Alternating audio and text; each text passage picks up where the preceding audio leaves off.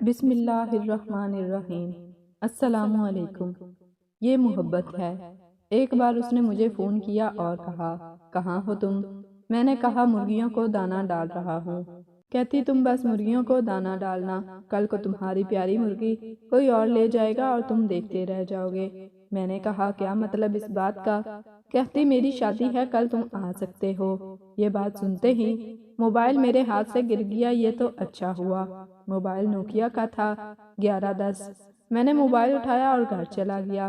پوری رات نیند نہیں آئی۔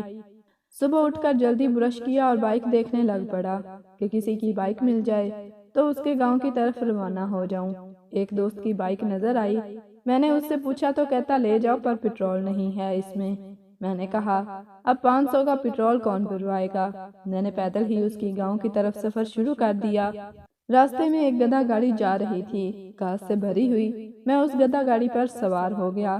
خیر لفٹ لے کر اس کے گاؤں پہنچا تو ایک جگہ تمبو کناتا لگے تھے۔ آنکھوں میں آنسو لیے میں اس تمبو کناتا کے اندر داخل ہوا، پر وہاں تو کسی کی میت پڑی تھی اور لوگ رو رہے تھے۔ میں باہر آیا اور اس کے محلے کی طرف چل پڑا۔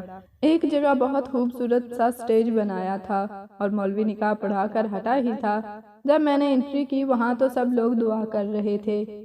اس کی نظر مجھ پر پڑی اور میری نظر اس پہ پڑی۔ میری آنکھوں میں آنسو آ گیا۔ دل کیا اس پھولوں والی کار پہ چریٹا مار دوں، رنگ اتار دوں۔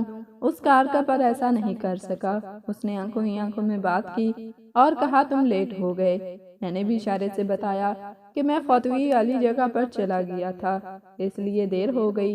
تو اس نے کہا اب کچھ نہیں ہو سکتا۔ میں نے اپنے بالوں پر ہاتھ پھیرا اور چہرہ دوسری طرف گھما لیا۔ پھر میں نے ایک شاپر نکال کر اسے اشارہ کیا، تھوڑے سے چاول مل سکتے ہیں؟ بہت بھوک لگی ہے۔ اس نے ہاں میں سر ہلایا اور اپنی سہیلی کے کان میں کچھ کہا۔ اس کی سہیلی نے ایک بڑا شاپر بھر کر مجھے دیا، ساتھ ایک چھوٹا سا ڈبہ بھی دیا۔ اس میں مرغے کا گوشت تھا۔ میں نے وہ پکڑا اور شکریہ ادا کر کے واپسی سفر شروع کر دیا۔